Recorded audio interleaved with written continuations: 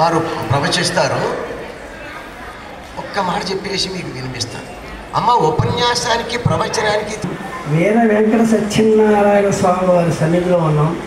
అందరం కూడా ప్రతి ఒక్కరు కూడా ఒక్కసారి ఓంకారనే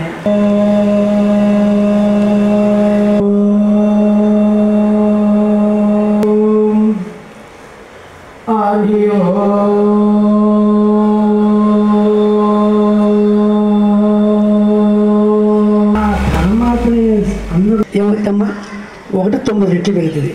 ఆ 9 రెట్లు అమ్మవారు. అలాగే ఇంకో సున్నా అలాగే ఓ అనే శబ్దానికి పక్కన సున్నా పెడితే వచ్చిందో ఓం అనే శబ్దం వచ్చింది.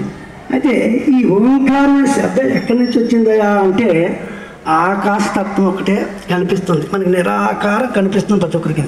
ఆ ఆకారంలో ఏముంది? కనిపిస్తే ఏమీ లేదు. కానీ నిరాకారం నుంచి వస్తుంది భూమి మీదకి ఆకారం ఏర్పడింది. ఆ ఆకారమే ప్రకృతి. ఈ ప్రకృతికి స్వరూపమే అమ్మవారు. సరే, ఇక్కడ అనంత శక్తి, ఇక్కడ అనంతలక్ష్మి యొక్క స్వరూపం ఉంది. అనంత శక్తి అంటే అనంతంగా కూర్చొని తేజమైన మహాత్మ ఆకారమైన భూమి అంతా కూడా అమ్మవారి శక్తి. అమ్మవారి శక్తి వాళ్ళు ఏమి కానీ పెట్టకి తెలియదు.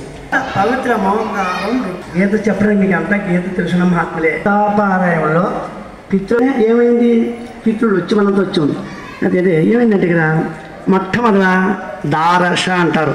అంటే భార్య అయితే వాళ్ళ అమ్మా నాన్న వదిలేస్తాడు, వీళ్ళ అమ్మా నాన్న వదిలేస్తున్నారు, వీళ్ళ అమ్మా నాన్న అవుతున్నారు. చూసారా ఎంత విచిత్రంగా ఉందో? అప్పుడు ఏమవుతుంది? వాళ్ళు ఏం చేస్తారు? వాళ్ళ అమ్మా నాన్న వదిలేసి వాళ్ళ పొగలు అయిపోతుంది. ఆ రకంగా చక్కని ముత్యాలు వచ్చి చేతాది. ఆ యారం పట్టుకుని స్వామి భక్తి చెప్తాడు. బాధపడుతుంది.